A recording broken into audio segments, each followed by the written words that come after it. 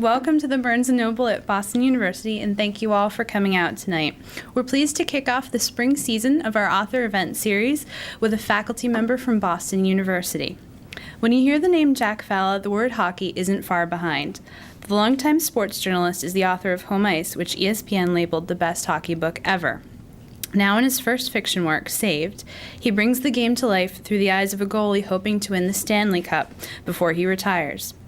As only someone so intimately connected with the game can, Falla takes us into the rink and into the locker rooms that make up the world of hockey. Publishers Weekly praises Falla's graphic portrayal of a violent sport and its colorful players, and his insider's view of how hockey is played, coached, and officiated is exciting, surefire entertainment. The author of 5 books, Jack Falla has written for Sports Illustrated and The Hockey News. A former coach and a prolific writer, he teaches sports journalism here at Boston University's College of Communication. Falla has also been featured in Sports Illustrated and on the television programs Hockey Night in Canada and CBS News Sunday Morning for the rink he builds in his backyard each year. Please welcome Jack Falla.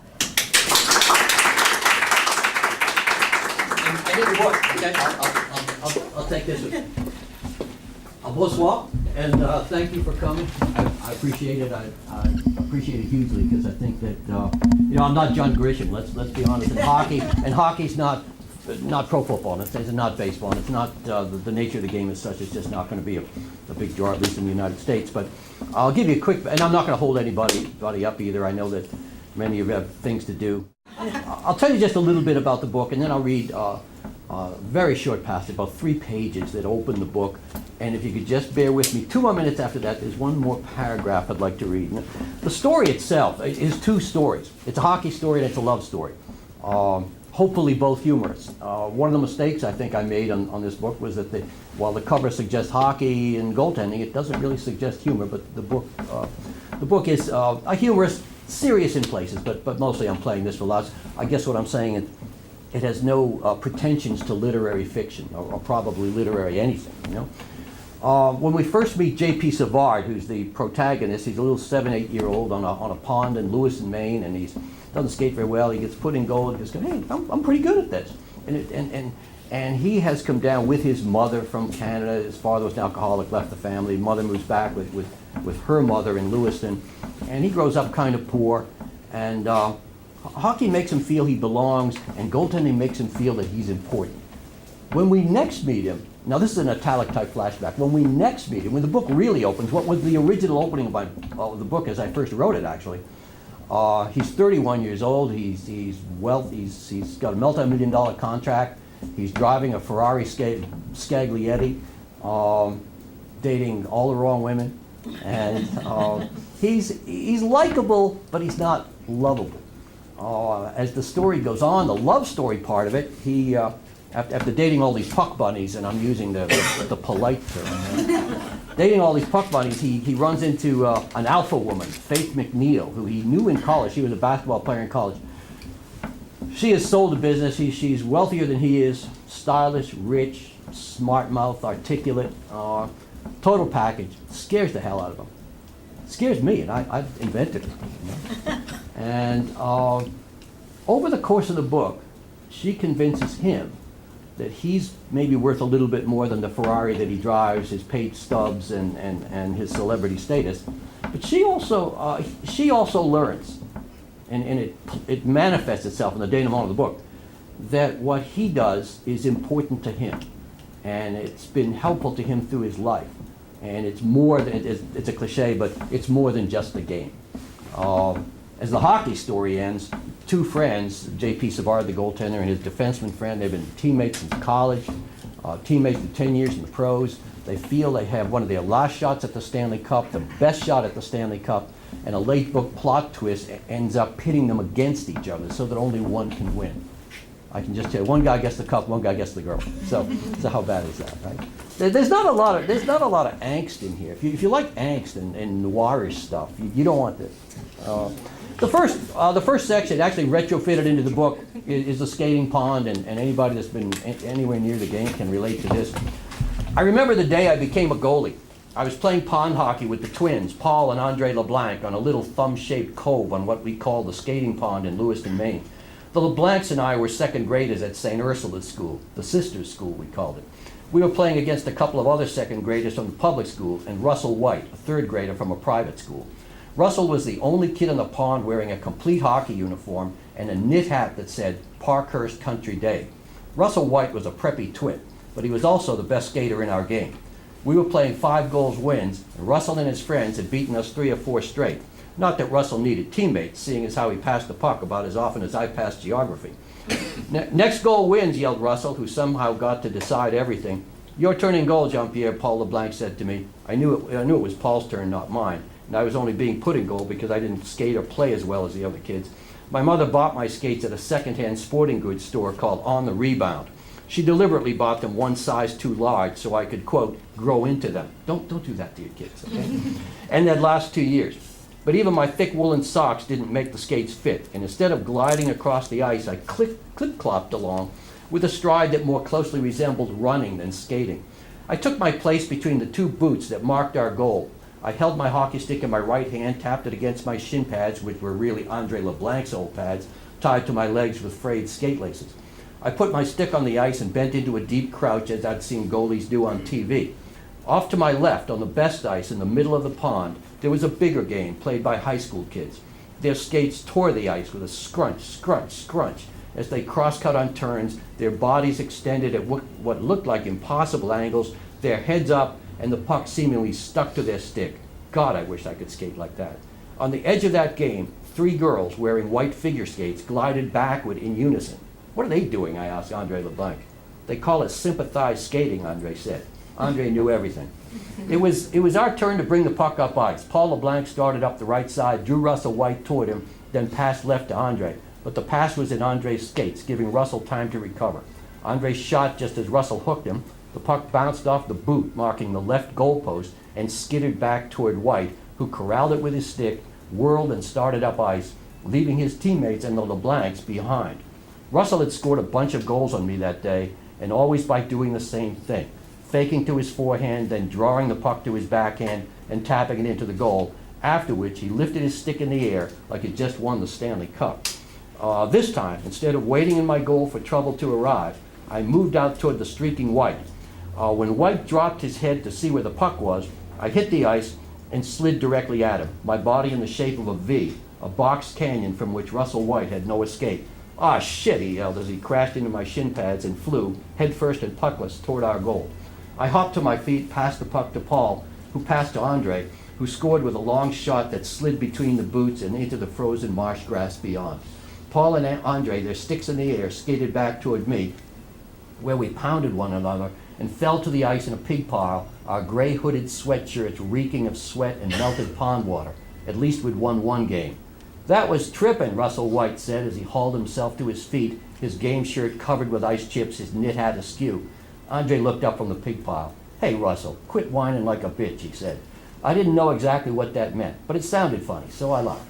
The LeBlancs and I skated over to a fallen tree that we used as a bench to take off our skates. Russell White picked up his boots and headed for the far side of the pond where his father had just arrived and was flashing the lights on the Jeep. Great save, JP, Andre said to me. I'm going to use that move tomorrow. Yeah, that's right. Your turn to play goal, Paul said. Shit, I hate playing goal, Andre said. Don't you guys have a goalie, I asked.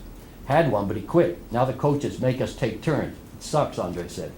I'd play if I had the pads and stuff, I said, still flushed with the feeling of having stopped Russell White. Coach gives you all that stuff. You want to play, Andre said. I'll ask my mother, I said. We ran the shafts of our hockey sticks between the boots and blades of our skates, but the stick put the sticks over our shoulder and headed through the trees toward the street lights, which had just blinked on.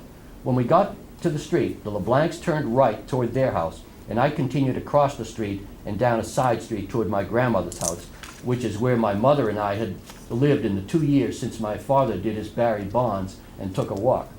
I was cold, wet, tired, and content. I liked playing hockey. It made me feel I belonged. And I liked playing golf. It made me feel important. I climbed the stairs to my grandmother's house. It was Saturday night, and I could smell the homemade baked beans we'd be having with Franks and brown bread.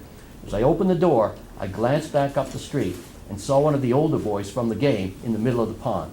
He was walking with one of the figure skaters. He carried her white skates on his hockey stick. I wondered why any boy would walk with a sympathized skater, or a girl. But this was a long time ago, and there were lots of things I had to learn. Now just bear with me 1 minute. That's all italic flashback. When it really starts here in chapter 1, you're going to see a completely different guy. This little lovable kid, he's changed. A Ferrari is foreplay on wheels. Lisa would have hated the car and was the reason I bought it. It was a 612 Scaglietti, Boss Skaggs I called it.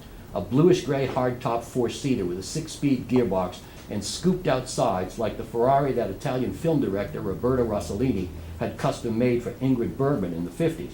I don't know what was on Rossellini's mind, but I'll guess it was the same thing that was on mine.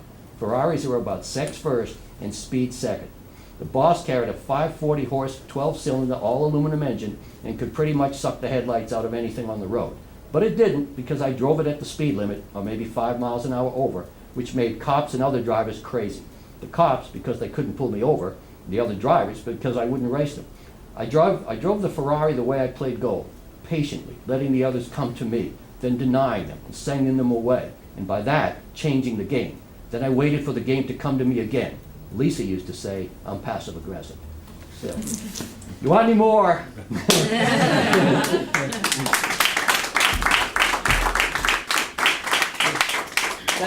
Thanks again for coming. If anybody has it, I'll tell you the most interesting question about those. Hi, Cecilia, nice to see you. The Hockey News had just called me a few weeks ago, and they were doing an interview about this thing, and there was Ken Campbell, whom I've known forever, and he was asking a bunch of questions. He said, what was the hardest part about writing the thing? And I wasn't ready for that question. I started to just make up an answer, and then I finally told the truth. The sex scenes. The sex scenes are absolutely, believe me, there's nothing graphic in there, I don't think. It's a PG-13 book, sort of, but they're very, very difficult to write, and if you don't think so, try it. Anybody wants to know anything about it? Jack, to what extent would you say this book is autobiographical? A very small extent. I think that pond hockey scene was maybe a little bit autobiographical. We did have a tree that we took our skates on and off, and yeah, I played a little goal at a low level. No, it's a work of the imagination, pretty thoroughly, but if you play goal for a few years, you really do understand the position, so maybe I brought something to it, but it's not autobiographical. I know first novels are all supposed to be autobiographical, but I don't have that kind of courage. Does Mrs. Fowle have a role in it? Yeah, well, see, all the women, the 4 major women in the story, they're all strong characters. So to get the dialogue, I just follow Barbara around with a notebook, and I write down this and say, there must be 20 quotes in there that came first from Barb. The best of which is a football analogy: "Life is a busted play," and we get that, and you can see as the book plays out, life, even in your own life is a busted play. You got to try to manufacture something and make something out of the parts and pieces. The only sad part of the book is this Lisa was his first wife, and she died of cancer. You're writing a funny book, you got to deal with that pretty fast. But she was a wonderful woman. I gave her a lot of great lines and took her out pretty quick. But that was a hard part to write too. But no, it's not all. He lied. Jack, would you mind if I just grab the microphone off? Not at all. Sorry. Sure. Yeah. I appreciate everybody bearing with us while we move this camera around too. Yeah, there you go. Jack will be on Nesson next week probably, so. Yeah, next week after. I know how TV works. You keep getting pushed up. Okay. Okay. Do we wrap it here? What can we look for you next time out? Your next book? Yes. Hey, thanks. It's like one of those alley-oop things. You jam it. The sequel to this book, this is a book of essays, a much gentler book than Saved, and I don't mean to disparage Saved. It's just it's a nonfiction. It's first-person essays and memoirs. The follow-up to that is coming out in October from John Wiley and Sons. Home Ice was about my backyard rink and how I used my backyard rink as a lens to look at the world, I guess. In Open Ice, I get out of the backyard, go out on the road, Montreal, Chicoutimi, skate the Rideau Canal, go to the pond where Hobie Baker learned to skate, and some remarkable things happened as I traveled. I came to grips, and I guess age is a function of this too, but I was coming to grips with thoughts of mortality and spirituality and the place of hockey on the French side of my family, the maternal side of my family. It's a little heavier book, I think, in many places than Home Ice. It was hard to write, but that's coming out in October, so it's been a busy couple of years. Okay, thanks again. I appreciate you. Hey, Brandon, didn't see you over there. Thanks for coming. I appreciate it. This is Brandon Simons. He's a pitcher on the baseball team here. He's got a very sore back right now. But, you know, little HGH will take care of it. You know, we'll take care of that, okay? Okay, thanks again.